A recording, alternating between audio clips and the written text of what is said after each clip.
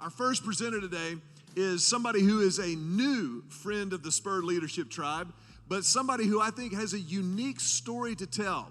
Jenna grew up in the San Francisco area. She was an anchor for Fox News before leaving that and moving here to Central Texas, where she has started her own company delivering news from a nonpartisan perspective. I think we should all give that a round of applause.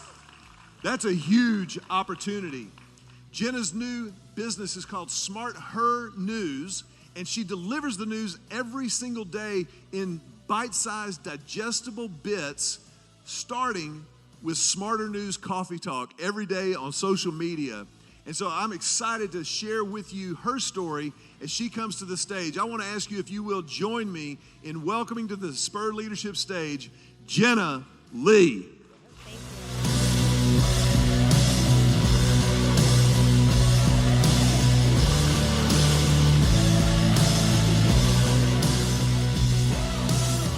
Thank you so much. I gotta hire him. He is good, right? Well, thank you so much for having me today. It's really a privilege to be here with you. Mac is right about not everything, but so many things, right? Yes. So my name is Jenna. I am a journalist. I'm also the founder of SmartHER News. I am a wife, a mother of two.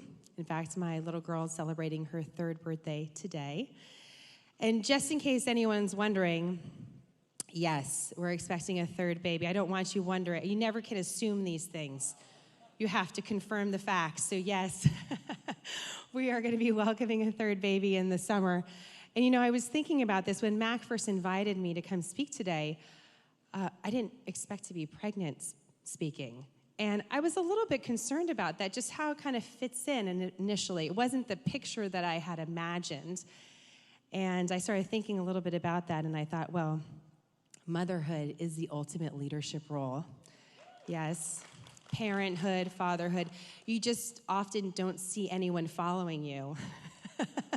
So you don't necessarily feel like a leader, but you are. And so I think it's important when we talk about leadership to talk about it in its totality, not just in a corporate atmosphere or in a community atmosphere, but also how it affects really every facet of our lives. So I'm going to talk a little bit about that. But also when Mac first invited me, I wasn't sure he had the right person in my household. You see, my husband actually wrote the book on leadership. He literally wrote the book on leadership. We overuse that term literally, but Leif actually wrote 2 best-selling books on leadership. And I thought, maybe they have the wrong person, you know? I mean, how many leaders can you have in one household? But I realized, even though I live with a leadership instructor, someone that does this professionally, a former Navy SEAL that's written a best-selling leadership book, I still was embracing a lot of the stereotypes about leadership that really weren't accurate. You know, you tend to think about a leader as someone that has a lot of people behind them, and those people are solving the problems. But a leader, in and of themselves, is a problem solver. I mean, that is who they're supposed to be. And that's where I see myself fitting into this leadership conversation. You know, George Washington didn't just say, hey, you guys got it, like you're good, I'm going to be over here. He was thinking about ways to constantly solve problems. And I think that's a unique way to look at leadership. In general, that's what I've done over the last 2 years, is I've thought about a problem and tried to develop a solution. And that's a unique perspective I hope to bring you today. A lot of people like talking about what's going on in the press. They like talking about discontent with the American media. What I want to offer you today is an inside perspective from someone who is on the front lines of news delivery for the last decade, and talk a little bit about the problems that I saw there and why I made the decision to move into a more leadership role to try to solve some of those problems. And that's really what's happened over the last year. One of the things I want you to think about and walk away from this conversation with is that this whole idea of not liking American news or liking the news media isn't new. You know, this is a storm that really I saw brewing years ago. It has just made landfall. It just feels very relevant right now, but it is just the beginning. And when this storm kind of comes through, the entire American media landscape will be completely disrupted and I think destroyed, hopefully to recreate itself in a way that better serves the American consumer. Because at the end of the day, the stories that we tell each other create the world that we live in. Whether it's your personal story, the story of your community, or the story of your country. It's important to have a responsibility and work ethic when you think about the way that you're not only telling your own story, but the story that really unites us as a country. And so I believe in journalism. I believe in freedom of the press. I believe opinion journalism is an excuse for a lack of discipline. It's not. Opinion journalism is not journalism. We've kind of gone into this, but that's not journalism. I believe if you focus on an underserved consumer, you can actually help solve the problem for everybody. And that's what I'm trying to do with SmartHER News. So and we're just a year, we've just launched a year. So today I'm gonna talk to you about the problem, I'm gonna talk to you about the solution. But one of the things I talk about with SmartHER News is quantity is the enemy of clarity. And that's something we have a lot of in the news, right? In our own lives. Quantity is the enemy of clarity. So I feel like I could sum up the last 2 years in a few easy photos. So let me show you the before photo if we could. We'll put it up on screen. Yes, here I am. I was a national news anchor at Fox News, 5 days a week, 2 hours a day, co-anchored my own show. I look at that person, I think, wow, she looks relaxed. Hair and makeup, you got the great lighting. This was arguably, to some, the pinnacle of a career. To be a national news anchor in the middle of the day, delivering news to millions of people, was what I had worked so hard to do for more than a decade. And I was able to achieve my dream. So that's the before. Let me show you the after, because I think it's really, there. This is the choice that I made. I walked away from my career and chose entrepreneurship, and I love this photo. I know it's not a professional photo, you guys, I know it's a little crazy, but this is one of the most accurate photos I feel I've taken over the last couple of years. The empty wine glass, I think, is important. I think the expression, my husband walked into the kitchen this night, he's like, I gotta take a photo of this. The website that I'd worked hard to develop an event wasn't functioning. In fact, what it was doing was erasing data. So as we were creating content, it was just erasing it, just whenever it wanted. And so this really kind of symbolizes an important part in time. Let me just show the other photo, because this is also a new photo with my new life. These are my little kids. As I mentioned, my little girl turns 3 today, and my son is 4. And we were having construction done in the house, so we were wearing our ear protection in the house. But this is often what my life looks like now. And what unites these two photos, and thank you very much, we could take the photos down. What unites these two photos is I love being a journalist. I mean, that's all I ever wanted to be. And you can be a journalist in a lot of different ways, and I've certainly experienced that. But I like to think that journalism is in my blood. My grandfather was a war correspondent for the Associated Press during World War II. He was embedded overseas. He returned to San Francisco and helped the Associated Press really establish their bureau there. And when I think about my grandfather, I have such a distinct image of him. He would come into his living room, he had a big leather chair, and he would come into the living room and he'd shuffle, and he always had his slacks on with suspenders and a white shirt and a fedora inside. And he had these big glasses. One side would be taped with electric tape, the black tape, to create a patch, because he went blind, and he was legally blind, and that's why he had to stop working as a journalist. And he would come in and sit on his chair, have a pipe, and next to him had these stacks of National Geographics and newspapers, and he had a magnifying glass, and he would use his glasses and this huge magnifying glass to keep reading, because he loved the news so much, you know? And it was a little scary to me as a child. He was intimidating, and I didn't really understand why he did this. Now I do, because I have stacks of magazines around my own house, because I love information as much as anybody else. And I never was able to talk to my grandfather. He really passed far before I knew I was going to be a journalist. So we never had that conversation, but I think it's ironic, maybe more than a little ironic, that I ended up in the same career field as him. But through many twists and turns, I tried to deny the dream of becoming a journalist. I always wanted to be a writer. I thought I would never be able to do that and make a living. So I made a couple different decisions after college, but always worked at a district newspaper in San Francisco, writing for free, reporting for free, getting clips together, and eventually those clips helped me get to graduate school in New York City, where I stayed for the next 13 years unexpectedly.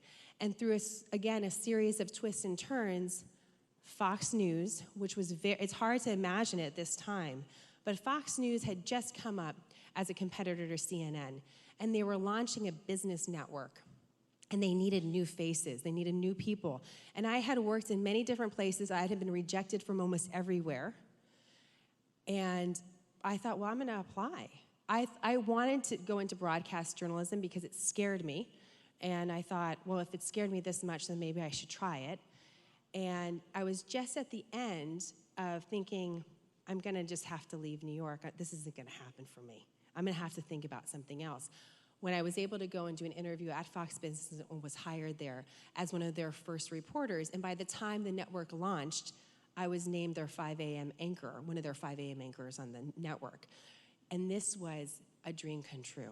Not only was I doing what I thought I should be doing, reporting the news, I had a great role. Sure, I went into work at 2 o'clock in the morning. That wasn't as glamorous as it sounds.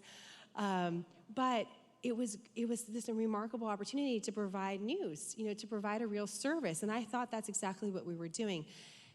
Something happened in that time period that was crucial. The financial crisis hit. And suddenly, this small network that no one was really watching became really important to the broader Fox News channel. It's hard to remember those times about how scary the financial crisis was. But it enabled me an opportunity to cover a really important story, get a lot of experience, and shortly after starting at the Fox Business Network, I crossed over to the Fox News channel, where I stayed in the same role for 7 years. At that time, I was, if not I was one of the youngest national news anchors in the nation, and I loved my job. I mean, I couldn't believe that I was a working journalist. I was getting paid to be a journalist. Everyone tells you when you go to journalism school, you're never gonna get paid. You're never gonna be able to actually work as a journalist. It's interesting, it's like the number one thing they tell you, which is not necessarily inspirational. But it actually does happen sometimes. And I just thought, this is an amazing experience. How unique and how lucky I am. What a privilege this is to deliver the news. At that time, it was very specific at Fox News. There was the news side and there was the editorial side. The editorial side clearly happened in the evening. It was like your opinion pages in your newspaper. The day side was going to deliver the news. The importance was fair and balanced. You're going to have strong opinions on both sides. You're going to represent both sides well, and you're going to do something unique in the media environment because at that time, some would argue, there wasn't strong conservative voices. So hey, we're going to balance things out. Strong conservative voices, strong liberal voices, we're going to deliver news in a good way, and it worked. Fox News was very, very successful. But something happened, and I can't tell you what exactly it was. This one moment when everything changed. But there was a noticeable change a couple years into my position where suddenly the conversation was more about red meat. We got to give our viewers red meat. So think about red meat. I mean, I'm thinking about throwing a piece of red meat to a lion in a cage. What happens when you see the lions get fed at the zoo, right? They tear at the red meat, they're excited, they battle each other, it gets them all going. And that was what the directive was.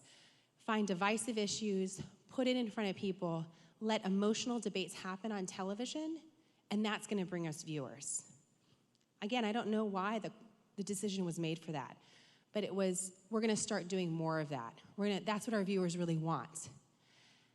And I didn't really love this idea because it wasn't necessarily delivering information, and it wasn't necessarily satisfactory to a viewer.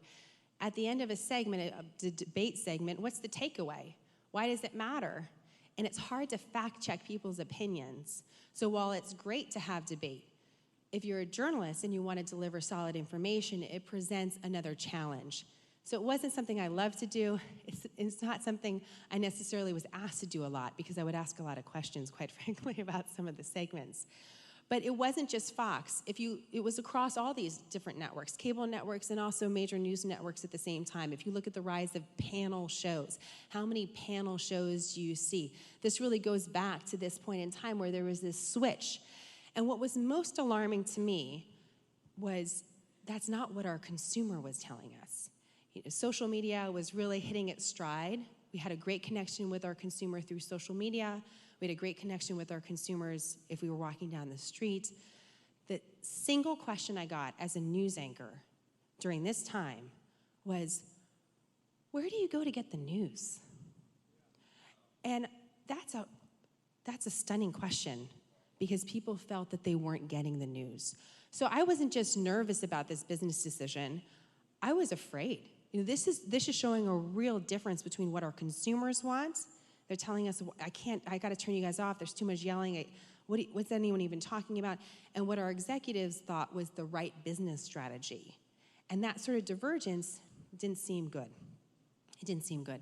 So while that was happening, something really important happened in my personal life. I became a mom for the first time, and it was sort of thrust into this world that I didn't know anything about. And although I would say across the board, it's not gender specific, the discontent with the media, I did find, speaking to more moms and more women, that they in particularly felt very disconnected. And it was partly just because of the level they were multitasking at. The way a woman is living her life now has changed so much in the last 20 and 30 years. But the way we deliver news to her really hasn't changed that much. We're still kind of in the same sort of format. And I thought, well, this is terrible. I'm talking to a lot of women. Some of them are full-time moms. Sometimes they're working as well, and they're sort of telling me the same thing. They're feeling like a failure for not being able to keep up with the news. But in reality, the news is really failing to deliver to them because they're the consumer. And so I feel like I might be uniquely positioned to help solve this problem and bridge that gap. I'm not sure how, but I've noticed that. There's something going on here. And what's even more ironic is whenever it's an election time, or whenever you talk to businesses, what is the one group that everybody wants to talk to or talk about? It's the independent woman that no one talks about other than when they actually need her vote or they need her money. So I thought this is a consumer that's important. She's not being prioritized. Maybe we should think about how to do that. So I returned to Fox. I tried to pitch a couple different, what I thought would be digital platforms that would be able to help with this particular problem. I didn't really get anywhere. And I ended up leaving to have my second child, Liberty. And that's really important. I haven't talked too much about this publicly, but something happened. So something's going on in the news. I'm feeling this discontent. I'm sensing there's a problem with the viewership. There's something going on I can't quite put my finger on. I'm having a second child, so there's a lot going on in my personal life as well. But on this day, I'm looking at the clock. Liberty was born about 3 hours from now. So it's almost to this date 3 years ago. Something happened when she was born that was completely unexpected. I had a medical emergency, something that just sort of happens. She was born into this world healthy and wonderful. I was healthy, everything was great, until everything wasn't great. And I stopped counting when the number of nurses that came into the room hit 15. I was like, this is not good, and it was unexpected. It wasn't, it was one of those things. How did this happen? Everything was fine. And I can still sort of picture her being wheeled out, my daughter being wheeled out of the room, and they're wheeling me into emergency surgery. And I kid you not, you have these moments, and you hear people talk about them, and then you think, well, I don't know if that's really the case. Until something like this happens to you. And I was being wheeled in, and I thought, what am I doing here? That's what I thought. What am I doing here? And it was that kind of quiet calm that comes over you when you know everything's out of your control. And I actually said to myself, what am I doing at Fox? I had that thought, and it's not like I was watching TV, guys. I was in the middle of delivering a baby. But this sort of, it was this question of what am I doing here? And that sort of started a series of events. While on maternity leave, Fox News starts to go through a huge sexual harassment scandal that starts dismantling the network. Later, now we know it as the Me Too movement. Donald Trump becomes the presidential nominee for the Republican Party. By the time I get back to work, we're in full election mode. We go through the election. President Trump is now President Trump. And the media in general is just going through a big disruptive period. For me, I was in a really crucial time. I had to make a decision about whether or not I was going to sign up for another 3 years of work, and that's the way our contract periods worked. You had 2 to 3 years of a secure job, which doesn't exist really anywhere, but certainly doesn't exist in journalism. And I was trying very, very hard to talk to my leaders. But you have to understand, we were in an environment where every other week a different leader was having to leave, or was fired, or was resigning, so it was chaos. So I'm about 60 days away from having to sign a contract or not. You have a job or not have a job. And I can't talk to anyone. I don't really know what to do. I'm interviewing across different networks at this point. And my husband says to me, I have an idea. You know what we should do? We should go to South Africa. And I said to him, that is the worst idea I've ever heard in my life. What are you talking about? Turns out he had an opportunity to work in South Africa. And he said, you should come with me. And I sort of had this premonition, if I could get outside of everything that was familiar, maybe I would have some sort of, epiphany that would help guide my next steps. So even though I had a 2-year-old and a 10-month-old, I got on a plane to a different continent, and we were in South Africa for a little while, and it seemed like, this seems like a pretty good trip, but there's one thing you can do in South Africa that you can't do many other places in the world, and that is go cage diving with great white sharks. Thank you. Did you do it? Oh, yes. So you're totally going to understand. What's the number one reason that you go cage diving with great white sharks? So you can stand in front of people and talk about it, right? Because there's no other real reason. You realize when you're doing it, there's really no other reason. Let's just refresh our memory what great white sharks look like. Can we put up a picture? There. Okay? That's how you're going to feel today after the SPUR Leadership Conference, by the way. Feeling good like that. But, that is the image of a great white shark. We've all seen the National Geographics, right? It's amazing. You're getting into these caves. Okay, that's not how it really is. Like, you're getting on an old fishing boat with a lot of people that you don't know that didn't take motion sickness medicine, that are throwing up over the side of the boat, and you're just hoping to see a shark. Like, it may or may not happen. You're wearing, like, ratty wetsuits. I mean, it was really this moment that I thought, what are we doing, So we get into the cage. Thank you for taking that down. It says a different tone when it's behind me on a regular basis. We're in this cage, and this is where an actual epiphany did happen. So it is one of the most miraculous experiences, I have to say. It is magnificent. These are huge predatory fish. They move through the water like fish. It's not like Jaws. They're not coming up to the boat that way. They're magical. I mean, it is amazing. But when you're in the cage looking at them at sea level, you do think that.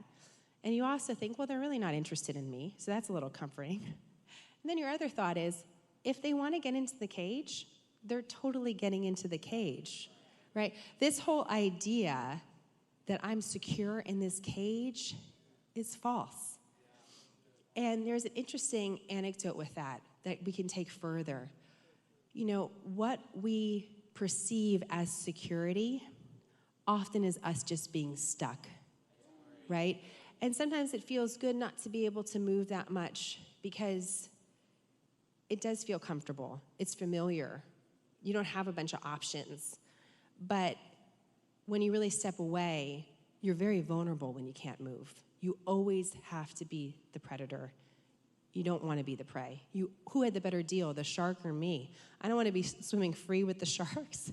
But I started to think about that with my own life. Was I secure in the job that I was in? Or was I stuck in a familiar role that wasn't allowing me to grow? And therefore, was I vulnerable? And when I got back to New York, I started to look at my next steps in that way. Was I going to be able to grow? Was I going to be able to develop new skills? How was I going to be able to change as a journalist so I could create value, not only to the company, but to my consumer? And if I could not position myself that way, was I leaving myself vulnerable? Ultimately, that and a series of other variables led me to walk away from Fox News completely. I interviewed, as I mentioned, across every network. I've met with executives from ABC, NBC, CBS, all of them.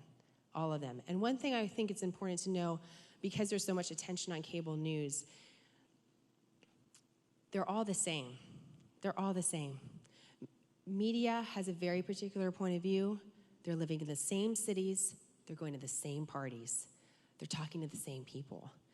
The same sort of bewilderment about how President Trump could ever be elected was in every single conversation. The question about really moving to digital was something that people thought, well, yeah, we need to do, but well, we don't really need to do it that quickly. Our numbers are still pretty good. And I just felt alarmed. I felt like if my job as a journalist is to create value, again, to the consumer and to provide a real customer service, how can I do that? So I decided to walk away from everything, not only Fox, but we left New York. We moved to a little town outside of Austin, the town of Driftwood, population 600. Thank you very much. Yes, it was a big change from America's largest city to stomping on scorpions for the first time. Haven't done that before, so I learned a lot. But I really started to think about going to work. How can I apply the skills that I have and lead into a solution in journalism? And that's how I came to SmartHER News. I thought, well, what do people really need from the news? What do you want to feel? Do you want to feel aggravated by the news, or do you want to feel smarter? And I thought, well, people want to feel smarter. Smarter sounds a lot like SmartHER. Well, let me go back to that woman, the woman that I know that is multitasking, that doesn't have a lot of time to watch Good Morning America or the evening news, and when she has 5 minutes, doesn't know where to go because she doesn't know who to trust for nonpartisan information. Let me think about her first. Let me prioritize her first. I don't want to develop a website just for women, but let me just think about her. Sort of like, you open the door for a woman, she walks through first, but the door remains open for everybody else. Well, I'm going to do the same thing. I'm going to try to think about everything that I've learned and burn down the corporate structure and think about how do I apply that to create a real solution. And that's how I came to SmartHER News, a digital platform. You're going to get great information between 30 seconds and 3 minutes. I'm going to take everything that I learned in mainstream news and think about formatting it to the opposite. So instead of thinking about how many things I can put in front of a consumer, so I can attach pop-up ads where they can't actually read. You guys have experienced this. You just want to read an article, you can't even read it because you got these pop-up ads coming at your face.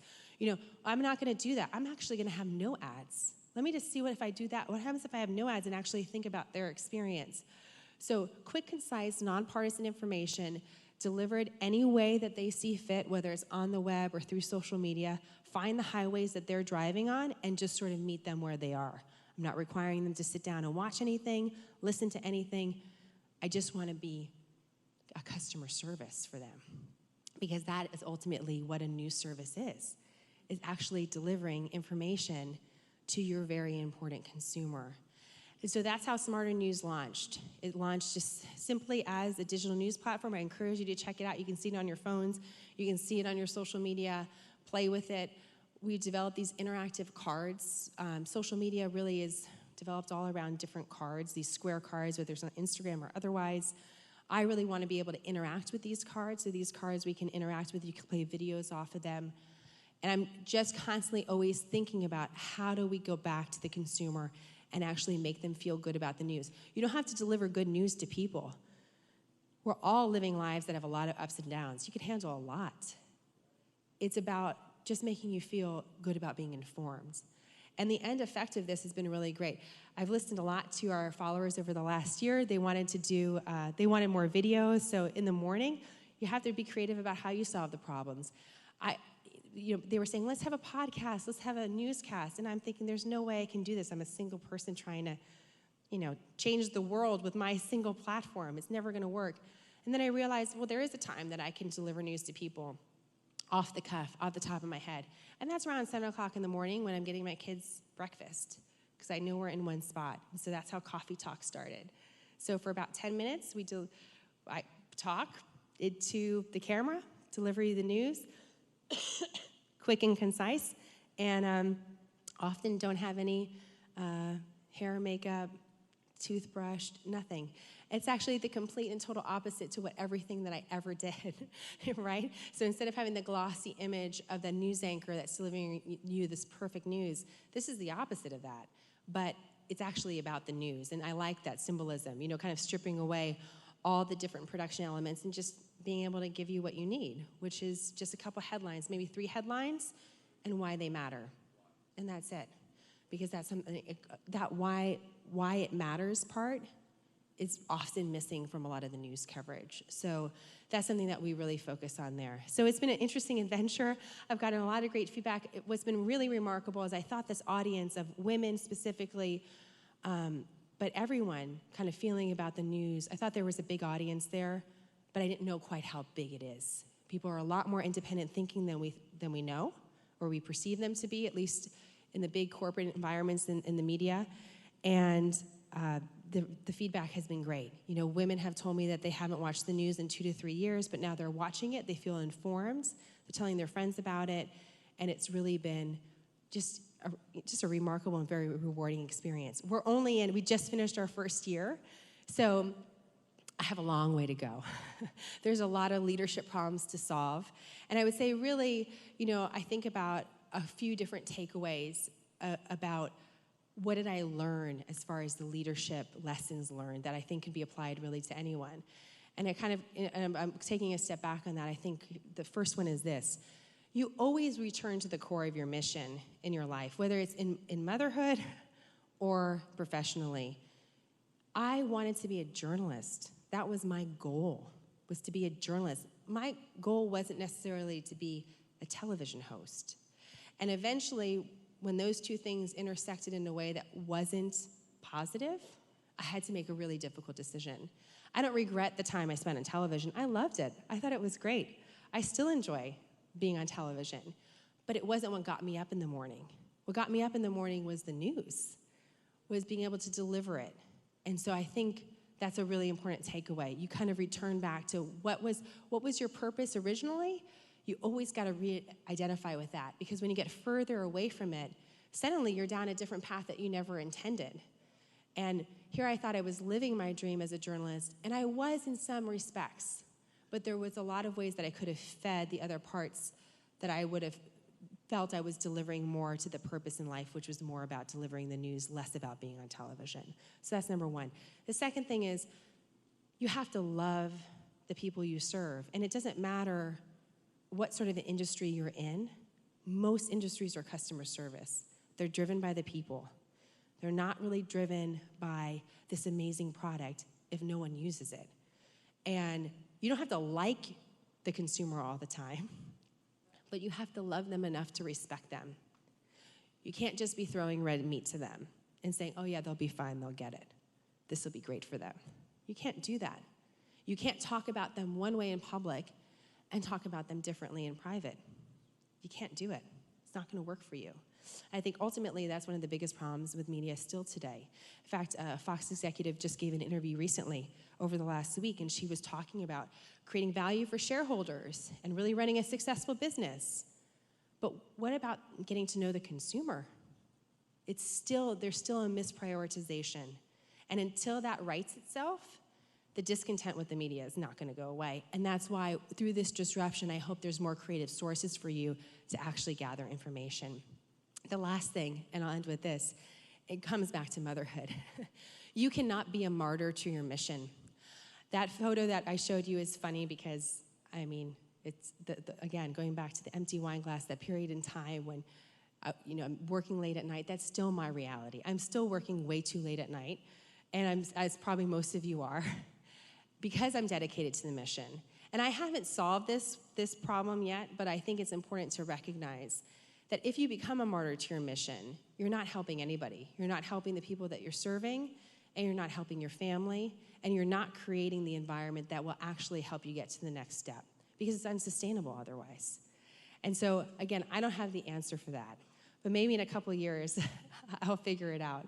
My goal now is to spend just as much time dreaming about the life that I want to have outside of work as I do in work, because having more exposure outside with real people living real lives will help me serve them better in my business role. And it's very it's very difficult to find that balance. I wish I could tell you, here's the 80-20 rule. Here's the 60-40, here's how you're gonna do it. I don't really know how to do it. But I think recognizing that has been a very difficult learning process for me because I only know one speed. And you have to be able to adjust. So as I just kind of conclude here, news is personal. Your story is personal. The story about your company, about your goals and your dreams, all of this is really personal. This is why we have to care about the news. We have to tell it responsibly. We're telling a story not only of a community, but of a nation.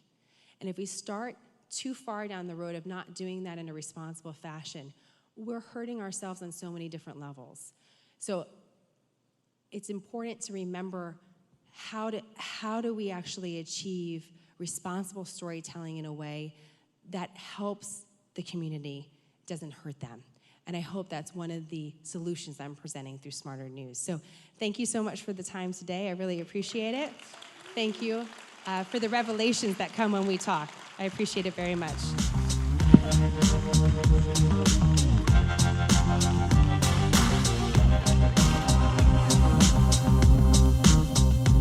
Wow.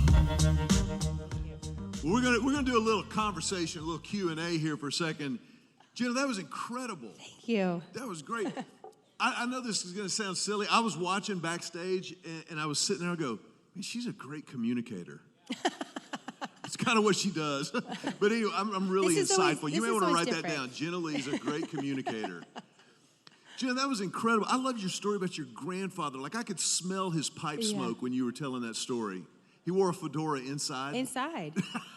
I mean, that is great. I just do it outside. Yeah. I love that. Yeah, he was a really interesting guy. I have all of his old clips. I have some letters that he wrote my grandmother. He did some amazing things, like he witnessed the first nuclear bomb test, and was writing to my grandmother from the ship of being able to see that. But he wasn't well, so I never was able to really talk to him about it, and he was very gruff. So I could see why he was probably a great journalist, because you probably wouldn't mess with him, and I certainly didn't want to as a child. He was kind of like the great white shark. He was not in the That's cage. interesting. I didn't think about that connection, but yes. That's hilarious. He was intimidating. One of the things that I have loved since I found out about SmartHER News, this is so funny because, I think it's funny, but when I saw SmartHER News, I was like, I'm a guy. I don't know if I can watch this. I felt like I was almost like walking into the women's room. You know what I'm saying? But that may be too much information. But it is so well done, and it's to me, I watch it pretty much every morning. Maybe not live, but I watch it at some point during the day, and I'm thinking, it's such a breath of fresh air. And I love what you do when you explain the stories to keep an eye on through the day. You usually have a big three. But you also explain why this is important. And for me, it's such a I went through this. I had a purge the other day. I purged so many Twitter follows that I had that I started realizing they were just bringing me down. Mm-hmm. They were just like, boo.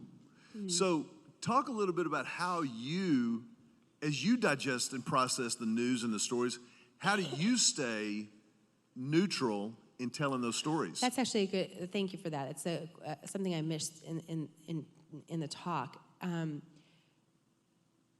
Being nonpartisan just takes discipline, and if it's something that you practice, it just becomes habit. This whole idea that you cannot be nonpartisan is false. That's an excuse. It's an excuse to be the opposite and be like, well, we don't really know the facts, so we'll just give you a couple opinions, and then you figure it out. No, there actually are some facts. And I think one of the things, yeah, I know, sounds shocking. Imagine that. Right, there actually are. And there are a couple things that you can, those are your guideposts. That's what you need. And one of the great things about working as a journalist at this point, a better part of 15 years, both through local news, digital platforms like Forbes, and then through Fox, is it becomes accumulative. So then you're able to tie together stories. And that's where professional journalism actually does matter. I know a lot of, there's a question, well, who's really a journalist these days? Anyone can be a journalist. I do believe, there's a lot of perspectives that people can share. But there is something to being a journalist and practicing those skills. Journalists don't have a license to practice. They have their integrity, and that's it. And that's something they have to practice on a regular basis. And so if you just, that's the habit forming. And listen, when you get out of line, your viewers tell you. I mean, there's times even just by semantics, a word choice, you can really change what you're trying to deliver. And it's important to be sensitive about that too. And so again, that takes just a little bit of discipline, a little bit of practice, but it's not magic. Right. You know, right. With the right guide, anyone can do that. You have to want to. You have to be committed to it. Yeah. I think one of the things that you talked about at the very beginning of your talk that I think translates to everything that we do in the room, whatever it may be, even as a mom or a dad or a CEO or a pastor or whatever you do, you made the point that it's all about solving problems. So what is the contribution that you're making? And I think that's one of the things that gets lost when we think about our careers in terms of how much money can I make, where do I have to live, all those kind of things, as opposed to, like, what's my calling? What is something I can actually contribute and make a difference doing? And that's exactly the issue that I was confronted with, which is, hey, I had this amazing opportunity to learn all these great new skills. So how am I actually going to channel them in a way that's productive? If what I'm doing now is counterproductive or viewed that way, then I can't stay there. I have to figure out a way to make it productive for people. We're clear about a need that exists. So how do I fill that need? And, you know, it would be great. Listen, the goal for SmartHER News is big. SmartHER News is just the beginning of a platform. SmartHER News will become SmartHER Texas and SmartHER Austin. I think there's a lot of power in local information. It'll also go through multi-channels, so SmartHER News becomes SmartHER Health and SmartHER Beauty. It can go international. There's nothing keeping it from SmartHER Italy or SmartHER Rome. But also, importantly, it doesn't keep, because of the branding being what it is, one of the things that news can't do is it can't deliver you products. You know, you're not going to buy an NBC sunscreen, for example. I mean, Lord knows no one would buy any sunscreens from the different networks now, but you might consider a SmartHER sunscreen or a SmartHER gloss or smart, you know, so the branding is very purposeful to try to fit a need in all of our lives, which again is the overwhelming amount of content. Technology is amazing because it gets given us access to so much information. It's part of the reason why I don't believe in subscription fees, which I'll probably have to reevaluate, but it's because the information is out there. The question is, how do you take the information and make it valuable to someone so that they actually feel more in control of the content versus just overwhelmed by it? And that ultimately is what the problem that SmartHER News is trying to solve. Which I think raises another question on the flip side of that same coin. You can't do what you do just for the money. Right. But at the same time, most of us have to make some money. I mean, you have to eat, you have to live, you have to pay, you know, those kind of good things. Talk a little bit about how you approach, and this may be the wrong term, but if it is, correct me, but how you approach monetizing SmartHER News. Because it's one thing for you to provide it and do coffee talk in the morning, you know, and have Trace and Liberty there with you, helping out. Yeah, helping. But at the same time, for this to continue to be self-sustaining, it has to be able to make money. Right. So the model that I see, again, I don't see the advertising model working well for the media. Everyone's bought into it. You know, the Washington Post, the more articles they put out, the more advertisements they can attach, the better for them. Their ad dollars go up. Not necessarily the greatest for you, because sometimes you can't get to the Washington Post because of their subscription fee, or you have to go around the different pop-up ads that you're never going to buy from. Has anyone ever bought from a pop-up ad? Ever? I mean, I'm just wondering when the advertisers realize that that's not the way to go. I think the way to go is, I think the way to return media to something that's more valuable is to kind of go back to the model of radio in the 1930s, 40s, and 50s, where you have continuous content. You're seeing this a lot with podcasts.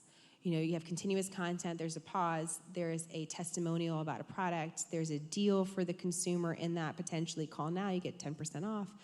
And I think that's the way, through affiliate partnerships, to actually partnering with brands. They're not advertisers that just kind of come and go. So the first year of SmartHER News was about developing an audience when people told me that will never work. Every single executive I sat down with across networks told me that if I want to feature in news, I better get a point of view. And I just thought that was wrong.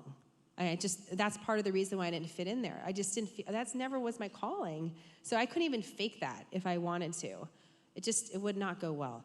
And so I believe there was an audience. We proved that there is an audience. It's a growing audience. It's women between the ages of 25 and 55 around the country. And There's some men in their 50s. Quite a few men as well. But and that the importance to me isn't as much the numbers as much they feel connected to the brand. And so then we've done our first brand partnership where we've actually run a campaign where we not only talk about a product that we love, but we tell the story about why that product matters. So if you're a viewer, let's say you're not in the market for what we were selling. I was partnering with an American company that makes bed sheets and towels. Not something you buy very often, but they're a great American company with a phenomenal story. So my thought was, I can create value with my consumer through telling them a cool story that they're going to like anyways. And you know what? If they're in the market, they're going to buy the product. Turns out it was fabulously successful in this week campaign and gave us a really good template for future partners that we believe in their product. Right. We're not just putting garbage in front of the viewers. We believe in their product. They have a great story. We're going to help them achieve both of those things. So what you're doing business-wise, if I'm hearing you right, it's not transactional. Right. Per se. It's relational with the consumer and with the partners that you partner with. Because one of the things that I noticed about 3 or 4 years ago, because I used to be a political news junkie. Like I'd wake up in the morning and I'd watch Morning Joe, Fox and Friends, and Mike and Mike on ESPN. And I just rotate between the three of them. But what I noticed was that the political shows, but they started getting more and more partisan, more and more point of view, if you will. But then I thought about it for a second. They're first and foremost a business before they're news organizations now. Like you were talking about, it's not, we're going to present the news, here's what's happened, here's why it's important. It's, how can we get more eyeballs to get more advertising dollars? And it's a problem in the way that they perceive the audience. I mean, the fact that the term flyover country was used all the time, when you really step up in the lead up to the campaign of 2016, and continues to be used. I mean, think about that for a second. That is crazy. Flyover country is actually America. You know, it's not just this foreign place. It's so condescending. Well, and it is. And the reason why I feel it's condescending is because it actually is condescending. And I don't put myself out there to be hypercritical of my former employer or really any of the news networks. I think there's some value that a lot of these networks still create through some of the journalism that they do. But in general, I think the way that they're looking at their audience is not one of respect. Right. And that leads you to a lot of different business decisions because it is a quantity game. And listen, I understand that. I mean, would I love 1 million followers for SmartHER News? Yes, of course I would. But I don't want 1 million followers just for the sake of it. At the end of the day, that's not going to create value for my partners, my brand partners, because they're not going to feel connected to the brand to actually buy the products. And that number in and of itself isn't necessarily proving value. It just appears like value. Right. Yeah. Right. It's so fascinating. And I think you just said something that triggered something in my mind. I think it's so important that you do a great job of, and this is part of why we invited you to speak today, because you are clearly reacting against what you had seen happening in that industry, but you're not bitter about it. Right. And I think that's really important when you, well, at least publicly you're not. But I think that's really important. When you're trying to provide a solution, it's easy to throw rocks at the problem instead of just being the solution. You know what I'm saying? And so I think you do a really, really great job of that.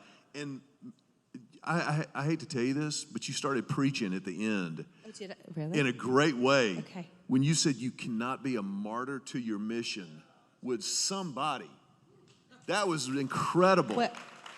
See, that shows my lack of knowledge on. But I'm glad it's true.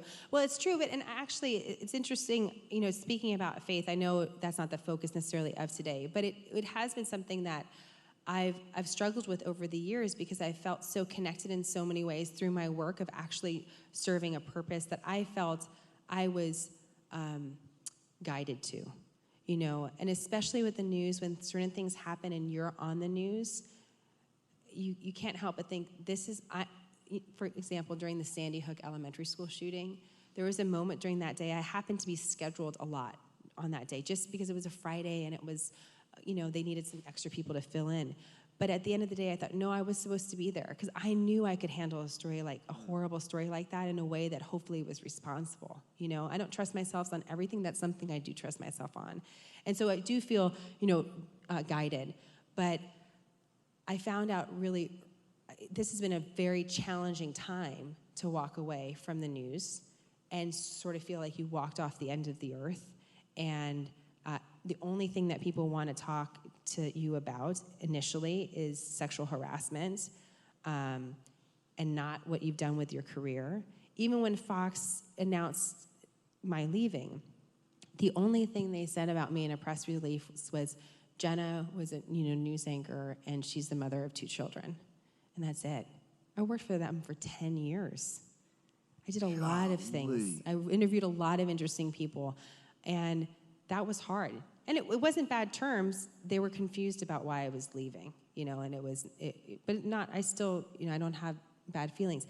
However, I've had to confront a lot of different emotions. And we were talking about this. There was a time I brought my kids to church. My husband travels a lot. I'm in this new town. I don't know anyone. I'm struggling with a new business. And I brought my kids to a local church, in part just because I needed a little bit of a break, because they have childcare for an hour. We get that. Yeah. I mean, let's be real. I was like, I like to listen about the Bible, but I also need a second. So, but I also knew I was really actually committed to going to church because I knew I needed something. I was not right. I was not right. And I was really confused about a lot of things. Still am at times, of course.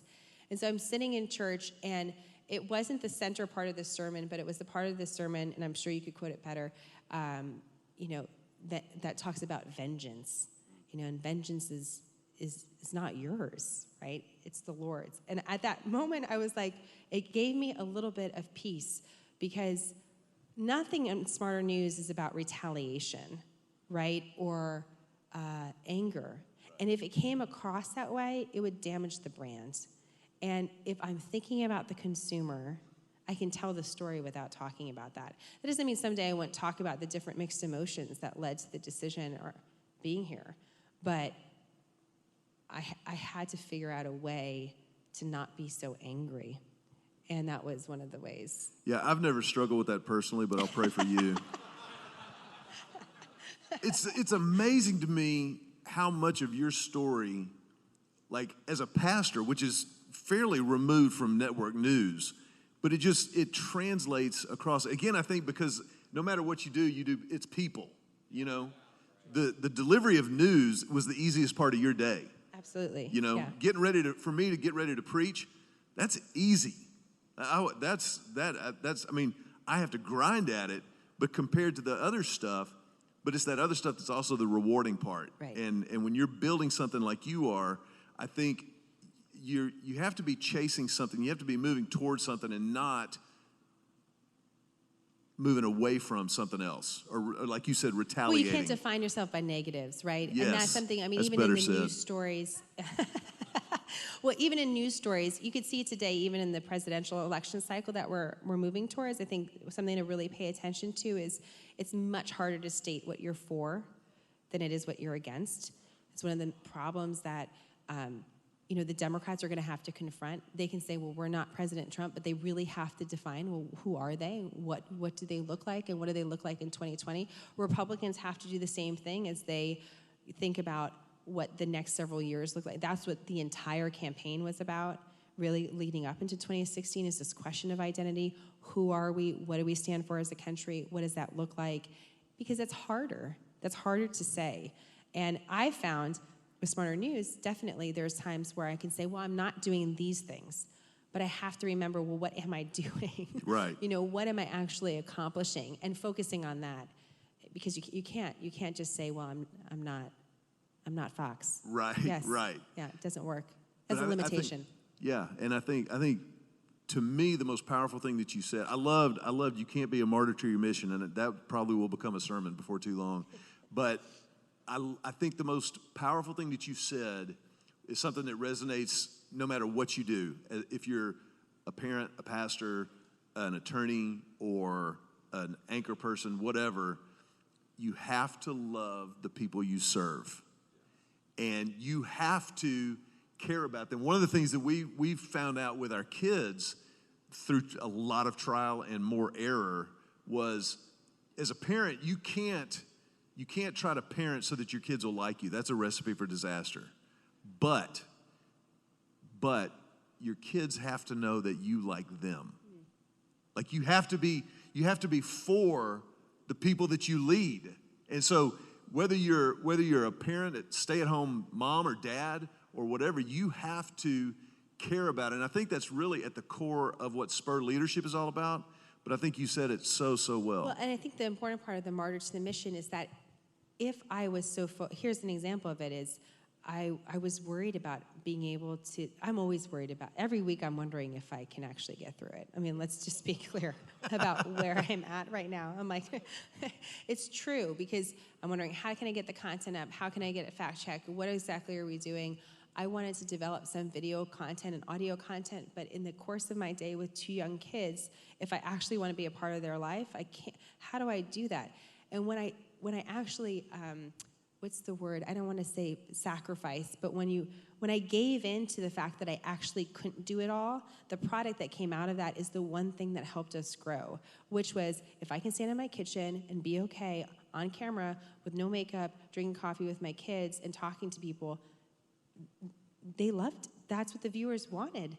And if I had been pushing against and restricting, it's not going to be perfect, it's not going to be good enough, it's not going to be clear enough. It's all of those things. It's actually not perfect, and that's what people like about it. And so, that's something you constantly have to work with, because again, it's going back to what the people want. If that's what they want, then that's what I'm going to do. Well, and I think too that you can always take a perceived problem and, well, maybe not always, because sometimes problems are just problems, but a lot of times a perceived problem can be leveraged into an advantage. Yeah. And you've got that, in spades. For now. I think, and that's the other thing, is you have to know that's going to change. Yeah, but just wait. When your kids, all of your kids, start school, it's going to be game over. I mean, that's what I'm really going to get game starting. Right. Game over for them. The game started for me. And that's what I think about. I'm like, if I can just keep going the next couple years, if I can continue developing the audience, if I can just keep going hang the next on. few hours, I'll be fine. No, but it is. You just think this is going to change. It's going to change over the next 6 months. I'm thinking about, well, what can I do to serve people when I have a newborn? How does that look different? And being open and honest and having that conversation with the consumer, I think, only endears them to the brands. Yeah. Instead of making them feel like, there's so many perfect people all over the world on Instagram and everywhere. You see them all the time. Sure.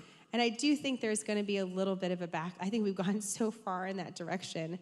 I sort of feel like, I don't know, talking to your consumer, providing customer service, being a real person actually will be valuable. What a novel approach.